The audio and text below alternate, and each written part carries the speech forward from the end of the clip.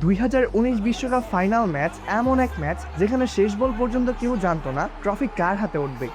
Cricket ইতিহাসের সবচেয়ে নাটকীয় ম্যাচ 2019 বিশ্বকাপের ফাইনাল ম্যাচ, যেটিকে আপনি মুভি সিনেমাও বলতে পারেন। 14 জুলাই 2019 লন্ডনের লর্ডস ক্রিকেট গ্রাউন্ডে মুখোমুখি ইংল্যান্ড এবং নিউজিল্যান্ড। নিউজিল্যান্ড প্রথমে ব্যাটিং করে 50 ওভারে তোলে 241 রান। কেইন উইলিয়ামসনের নেতৃত্বে তারা লড়াই করে, কিন্তু ইংল্যান্ডের বোলাররা তাদের আটকে রাখে।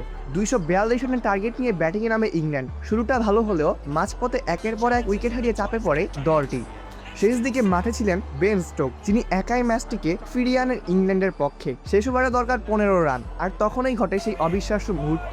বল স্টোকসের ব্যাটে লেগে বাউন্ডারিতে চলে যায়। 50 ওভার শেষে দুই দলের রান সমান 241। ম্যাচ চলে যায় সুপার ওভারে ইংল্যান্ড করে 15 রান, নিউজিল্যান্ডও করে 15 রান, কিন্তু বাউন্ডারি কাউন্ট নিয়মে ইংল্যান্ড হয়ে যায় বিশ্ব চ্যাম্পিয়ন।